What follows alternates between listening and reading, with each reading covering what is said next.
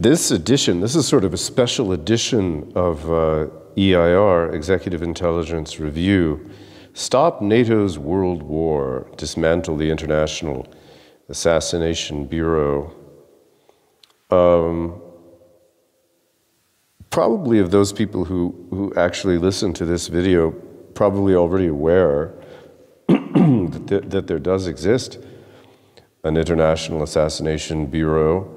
I believe it goes back a very long way. Don't know how far back, but I'm pretty positive that some permutation of this capacity, the organization of assets required for political assassination existed and were used in the case of in the assassination of Abraham Lincoln. Same people, same personnel, just different generations. Same families at the top, same families in charge. Maybe some of you have heard of Permindex, which is also known as Murder Inc., Murder Incorporated. Many people may be aware of similar characteristics that would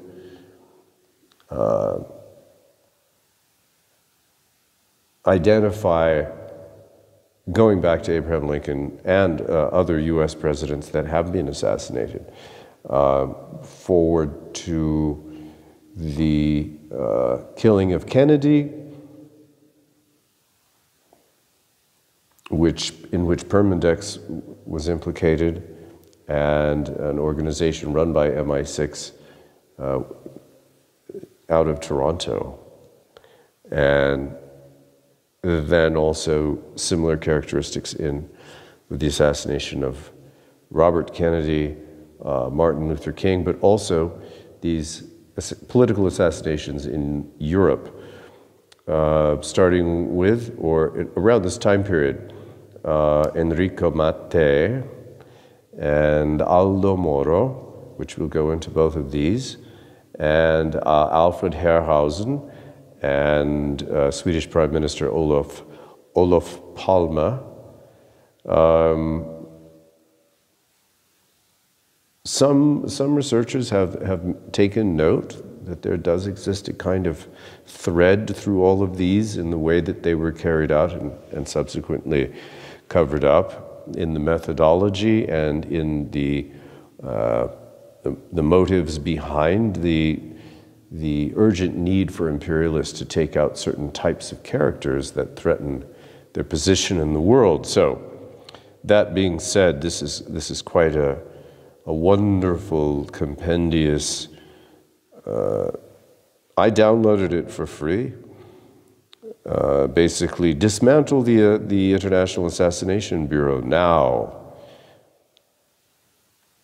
A great article on Synarchy.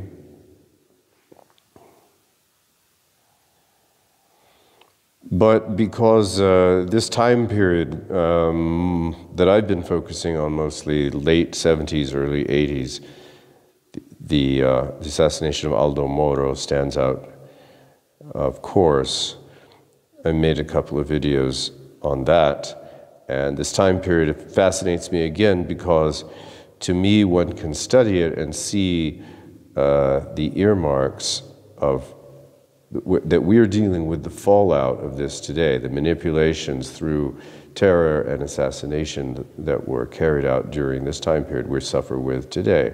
And it's particularly instructive to go back and look at this time period and take it apart and see the moving parts that, unfortunately, now it's harder, I believe it's harder to uncover, to see the moving parts of this apparatus. So this is Italian assassinations prevent challenges to NATO, the Cold War, and colonialism. This is by the very wonderful writer whom we've been referencing for quite a while, Claudio Celani. The topic I will talk about is how the British killed the alliance between John F. Kennedy and Enrico Mattei. Also about the so-called strategy of tension in Italy, which is a long period of terrorist attacks in Italy, culminating with the kidnapping and assassination of Aldo Moro, the former prime minister, 1978. There is a red line that goes through these events, the Moro case, the Maté case, the Kennedy case, the Martin Luther King case, and the Herrhausen case. It is not only the fact that we very often find the same agency which materially kills these leaders. Permindex has been mentioned, the Murder Incorporated. But not only the agency, but also who gives the orders and what the two policies are, which are in conflict. The policy which these figures represented, the policies of their enemy and the policies of their enemies. But simply stated, you would say that Enrico Mattei and Aldo Moro and Kennedy represented development, especially for the Third World, especially in the Mediterranean, and that these figures, and in Africa, and Kennedy, of course, was very ambitious to help develop Africa. So you have that mindset on the one side, going back, I think, to Abraham Lincoln. We see that same impulse in him, and the creative impulse, the progressive, the truly progressive impulse. And then you have, on the other side, you have the empire, which is absolutely against giving people this kind of the prerogatives of creative reason and hope to stamp out any and all independent potentialities. So anyway, let's go on. Let's start with the case of Mattei and Kennedy. Until a few years ago, I was not aware how similar these two leaders were and how close they were. Enrico Mattei is the most important political and economic figure in post-war Italy. In the 2 decades from 1943 to 1962, the year he was assassinated, he was a partisan leader. He was the leader of the Catholic partisan group in the resistance. Then he became a politician and economic manager. He was given the task soon after the war to liquidate the National Oil Company, which had basically no oil, no budget, nothing. But Mattei understood the importance of a national oil company, an agency that would provide the country with an indispensable source of power for construction and economic development. So he disobeyed the orders to liquidate this company, named Agip. Instead, he built this up into a giant multinational. He started with a trick. He told his government that he had found oil in the northern Italian plains, and he organized to have some oil put in the ground and have the government leaders come and see it.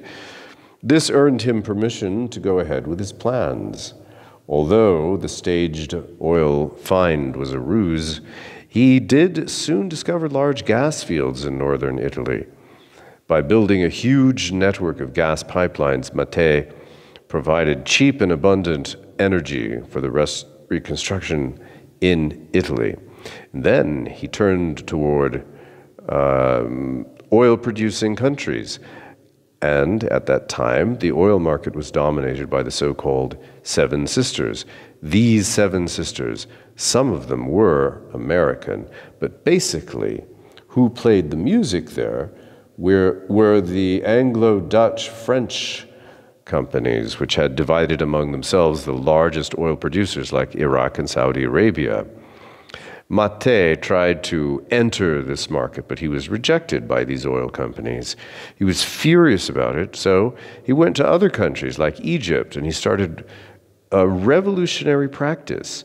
Instead of offering a 50-50 sharing of income from the oil he would find, he offered 25-75. The producing countries would get 75%, and he would get only 25%.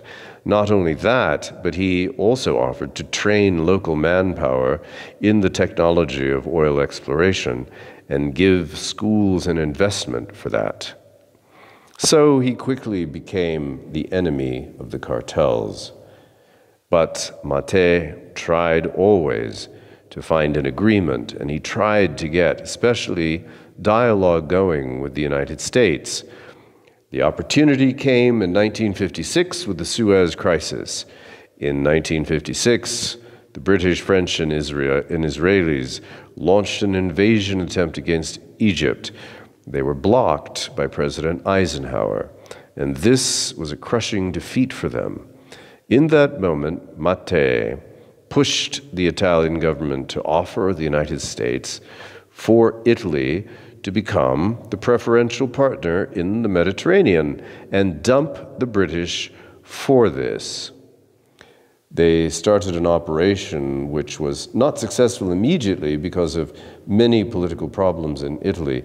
But I discovered that when the oil companies went to protest with Eisenhower against Mattei, Eisenhower told them, quote, "I like the guy. He's a self-made man. These are market rules. He wants to have his share of the market," unquote. So there was a big potential for that. This potential would be realized only later when President Kennedy was elected. Kennedy and his team immediately started to look favorably to Mattei's operations in Italy. Mattei and his allies in the Christian Democratic Party, of which he was a member, realized that they needed a different government coalition in order to bring the country forward. The Christian Democrats didn't have the absolute majority, and therefore they had to rule in a coalition with other parties, including the right-wing parties like the liberal parties, and they were always blocking development initiatives. Big surprise. So they decided that maybe it was time to involve the Socialist Party, which was in the opposition. At that time, the Socialist Party was pretty much pro-Soviet Union and against NATO. So they started an operation to bring the Socialist Party into the Western camp.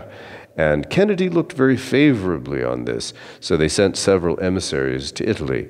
One of them was George Ball. George Ball, in 1962, was in Italy, and he was very impressed by what he saw there. And he sent a report to the administration. He was very impressed by what was going on in the Vatican Council, Vatican II, because this was a real break with the Vatican tradition of alliance with the oligarchy, the anti-Semitic faction in the Vatican, and it was an opening to the Third World. The mastermind of that council, which had been launched by Pope John the 23rd, was Cardinal Montini, who became Pope Paul VI. Montini was a close friend of Mattei. He was the protector of the leadership of the Christian Democratic Party and all Mattei allies. So George Ball sent a report, very impressed by what was going on and by the fact that Italy had very strong economic growth of 6% per year in the last 10 years. This report ends saying, maybe we have found the ally we were searching for.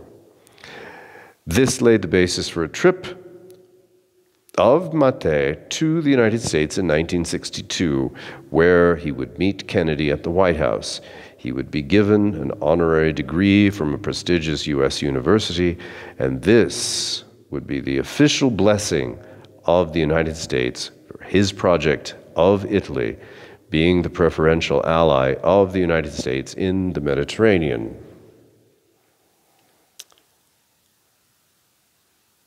This looks like a very good article. I know it is. I think I've read it. I just would like to maybe do a video on this. Celani's groundbreaking research. Please, I implore everybody, please, look into his work. It's amazing. It's so rich.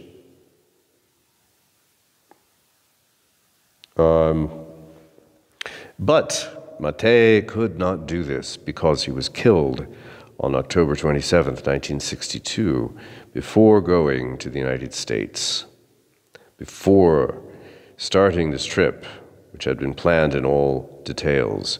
He was killed while he had been in Sicily, and his private plane was going back to Milan to his headquarters in the evening. After they connected to the airport in Milan, then suddenly the airplane stopped communication and crashed on the outskirts of Milan in Bascape. There was immediately an investigation commission which came to the conclusion that this was an accident. This is very similar to the investigation on the Kennedy assassination. Now, the truth came out many years ago after the 1992 anniversary of the death of Mattei. We organized as EIR and the Schiller Institute a conference in Milan where we had many speakers who had known Mattei and had been his collaborators. Helga, that is Helga Zepp LaRouche, Helga also was there and gave a speech. At the end of the conference, we wrote a statement signed by everybody calling for reopening the investigation of Mattei's death. One of the members of his partisan organization, whose name is Raffaele Morini, spoke at our conference, and after the conference he came to the prosecutor in Milan, bringing some pieces of Mattei's plane, which he had kept for all these years. Thanks to modern techniques, the prosecutor reopened the investigation and was able to then find traces of explosives on that debris. So he reopened the investigation and he called in the only witness who was there, who said that he had seen a big light in the sky and then an explosion. This was the evidence, of course, that this was an attack. Unfortunately, the trial lasted a long time, and this witness died in the meantime. At the end, the judge, whose name is Vincenzo Callia, closed the investigation without being able to issue a warrant. But evidence was there that this was an assassination. There are hints that Murder Incorporated was deployed for that assassination. Witnesses say that a couple of days before Mattei was in Sicily, in Catania, in that same town, a member of the Permindex assassination bureau was seen there. This was the famous Carlos Marcello, the head of the mafia in New Orleans. His real name is Calogero Minacore. This is the owner of the air taxi company where David Ferry was working. So the connection is there. Of course, we cannot prove this, but we have historical evidence. Historical evidence reveals that in the summer of 1962, before Mattei was killed, he was striking a deal with Iraq. The new government of Iraq had kicked the British out of the country, and the oil company of Iraq was ready to sign a deal with Mattei's oil company, ENI. We have now, thanks to the work of some journalist friends of mine, like Giovanni Vassanella, and some former collaborators of Mattei, like Benito Livigni, documents were found which are declassified in the Foreign Office in London, where the British ambassador reports to London that this is going to be dangerous for us. And this dossier on Mattei must move out of the Trade Ministry into the intelligence agencies. Wardell Smith from the embassy in Rome said that the British oil companies consider Mattei as a wart. One day before Mattei was assassinated, the Financial Times came out with an article entitled, "The Italian Scene, Will Signor Mattei Have to Go?" So, the historical evidence is there. The reason why they killed him is because of the empire, which was threatened by what Mattei was doing and the support he was going to receive from the United States. This alliance would have shifted the balance in the Mediterranean and would have changed history. So, it's fascinating just on a superficial level. We see that Eisenhower apparently endorsed Mattei, and that there was a move, there was a drive, there was a component, a faction in the government that supported development and opposed empire back then. And we can only lament that now there doesn't seem to be any such faction, and there seems to be no obstacles in the way of an intrusive and overweening and actually a very dangerous Well, what can we say? It's predatory. It's eating up populations. It's on the move, and there doesn't seem to be anything in its way, in its monstrous way. So I think it's important to take note of that. The case of Aldo Moro. I have to mention the other case, which I was asked to speak about, this Moro case. Aldo Moro was part of the group of Mattei in the Christian democracy. Actually, Mattei considered Moro to be the most capable man to carry out his political design for Italy. The inclusion of the Socialist Party in the government alliance with the Christian democracy. In fact, Moro was the prime minister for that government.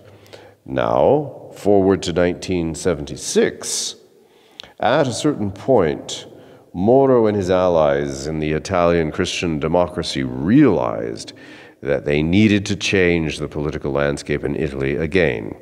The Italian Communist Party, PCI, was gaining votes and coming close to the Christian Democracy, DC, party, so that a victory in a future general election was a concrete possibility. To avoid such an outcome resulting in a bloody civil war like in Chile in 1973, September 11th, Moro started an operation to give the Communist Party the chance to demonstrate that they were fully democratic and fully able to stick to constitutional values and laws, which they had helped to write in the post-war period. So he started his policy, which had several names, the most famous of which was the Historical Compromise. The idea was to associate the Communist Party of Italy in government responsibility progressively and give them the chance to demonstrate that you can count on them, that they have cut their ties with Moscow, the Soviet Union, and the Warsaw Pact, etc.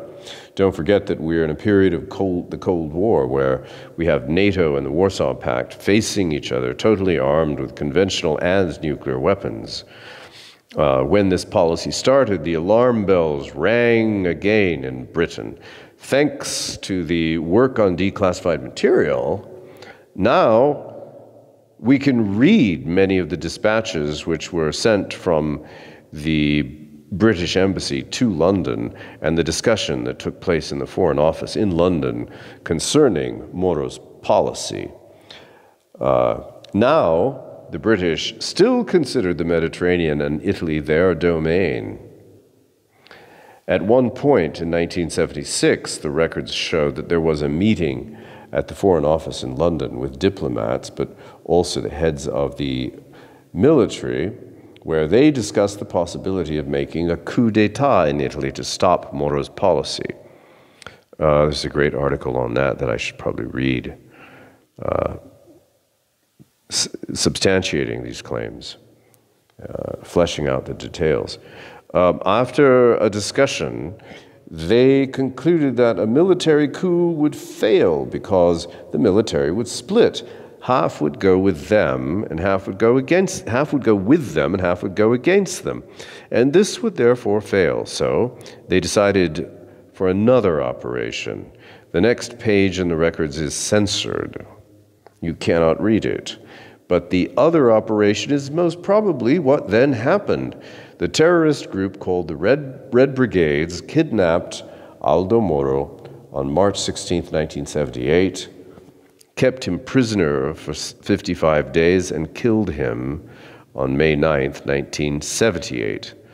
After the assassination of Moro, politics changed dramatically in Italy in the direction of the globalization policy which Clifford Karakoff just mentioned. After Moro's assassination, liberal intentions were implemented. The national debt increased exponentially, etc. Does that remind you of the United States at this point?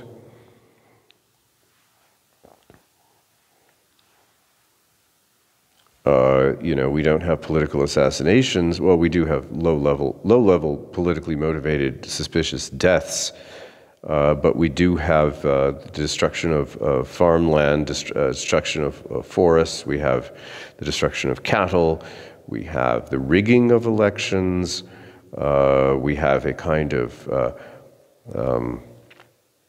Jacobin organized Jacobin mobs in the form of BLM and Antifa. We have completely captured, the courts have been completely captured and no longer function in anything resembling a judicial manner.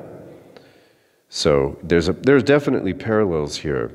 There is ample evidence that behind the Red Brigades who kidnapped Aldo Moro, not communist but fascist or Nazi networks were deployed, which overlapped with the stay-behind networks run by NATO.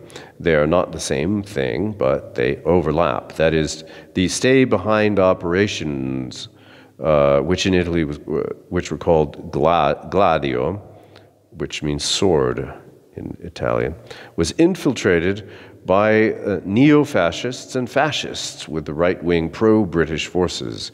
The head of these forces was the main British agent in Italy, Count Edgardo Sogno Ratta del Valino, an aristocrat. I need to look. The first time I've seen this name, I need to look it up.